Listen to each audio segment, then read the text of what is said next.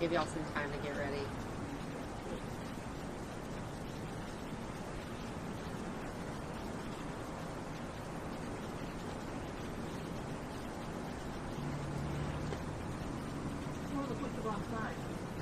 I'm gonna blame Captain Meyers for that. Not bad. Next time I'll save it up for right instead of taking a shot.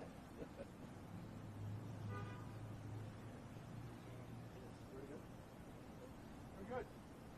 Everybody good? Blue Bonnet, are you good?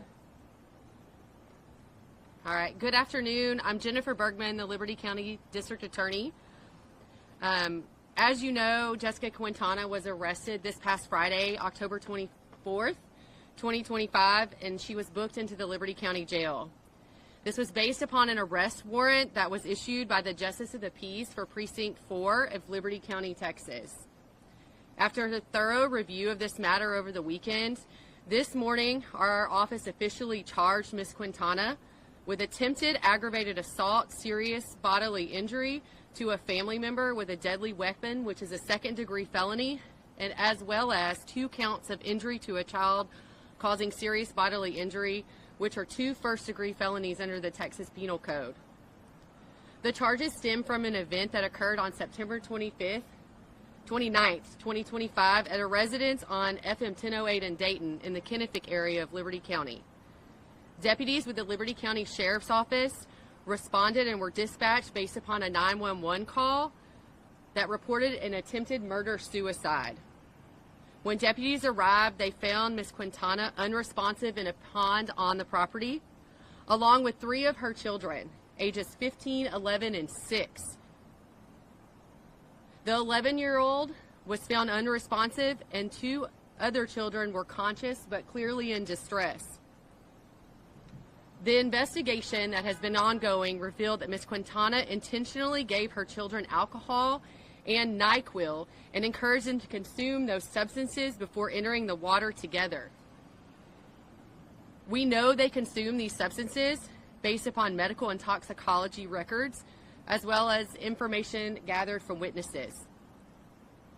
Deputies also recovered numerous empty NyQuil bottles, an empty tequila bottle, and other evidence that's consistent with those statements.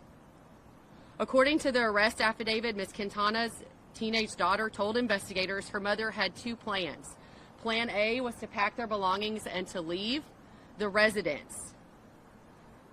Plan B was only to be enacted if they could not leave the home. There was a failed attempt by Ms. Quintana and the children to leave the home the previous day on September 28th. Thereafter, on the morning and the early wee hours of the morning of September 29th, Ms. Quintana carried out Plan B. She instructed the children to drink the mixture of alcohol and NyQuil until they felt fuzzy, and then they would roll into the water themselves, or she would roll them into the water once they were knocked out. Thankfully, things did not go as planned, and Plan B was not able to be carried out. As a result of Plan B, all 3 children were transported to Memorial Hermann Hospital and the medical center. Ms. Quintana and 1 of the children were airlifted in critical condition. 2 of the other children were taken by ground ambulance to Memorial Hermann. Toxicology testing confirmed elevated levels of both alcohol and acetaminophen in the children's systems. Now, this case has been thoroughly investigated by the Liberty County Sheriff's Office along with the assistance of the Texas Rangers. Our office has reviewed the evidence carefully and is confident the facts fully support the charges that have been filed in this case. Our office has also been involved in this case since the beginning, as requested by the investigatory agencies. Over the past couple of weeks, there has been a great deal of speculation and misinformation surrounding this case. We're holding the press conference today to dispel those rumors and to provide the public with accurate, verified information. Every decision in this case has been guided solely by the evidence, not by rumor, speculation, or social media commentary. One specific point of misinformation that has been circulating are claims that a Liberty County Sheriff's Office employee was connected to this case.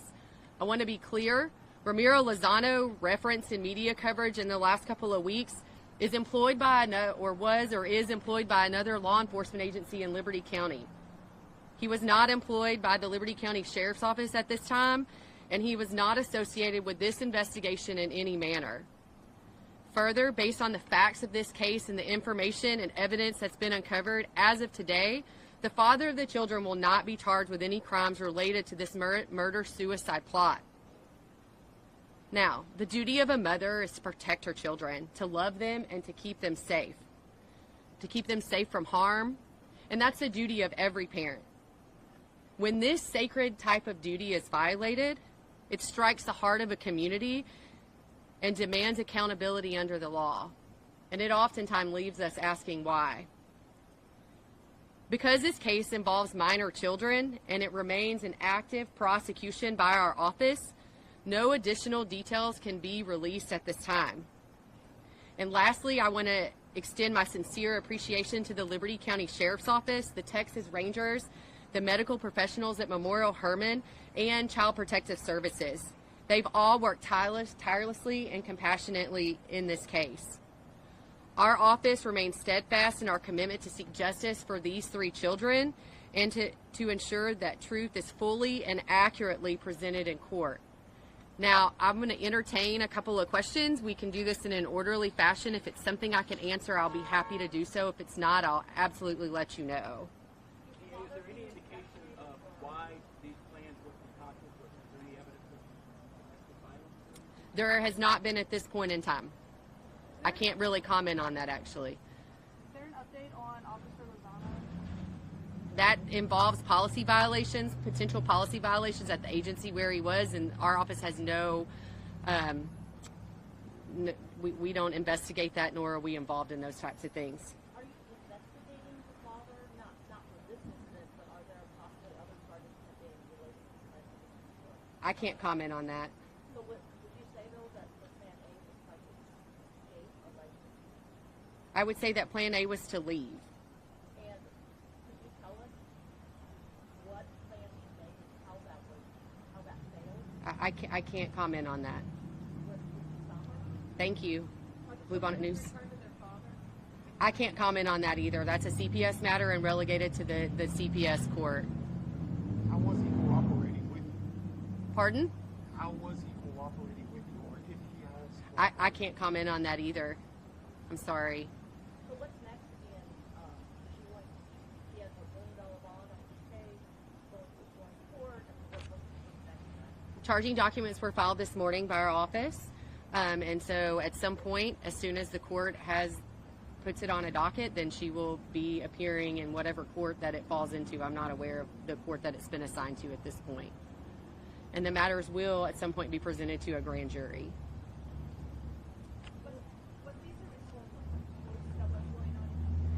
I can't comment on that. I mean, I guess you said that there's been a lot of speculation out there on social media. I mean, people who know the family, who've been involved with the father, have steadfastly said that they felt like he was driven to it, and whatever happened, that he played a role in causing the situation. I know you don't want to comment on whether or not he has any. It's not a matter of me not wanting to comment. It's that I'm prohibited due to my oath from commenting on that. So I cannot do that. Well, If there are any other questions, yes, Bluebonnet News. There's speculation that the father was tied to the cartel. Is that just rumors, or is there something to that? I can't comment. I've not seen anything that would substantiate that. Is there anything else? Is there anybody here who can comment on Lozano with Liberty, City of Liberty Police Department that have active listeners? There's not anyone from that department, so they would be the only one that would be able to comment on that. No, I've got an investigator from my office, a prosecutor, and 2 individuals from the sheriff's office.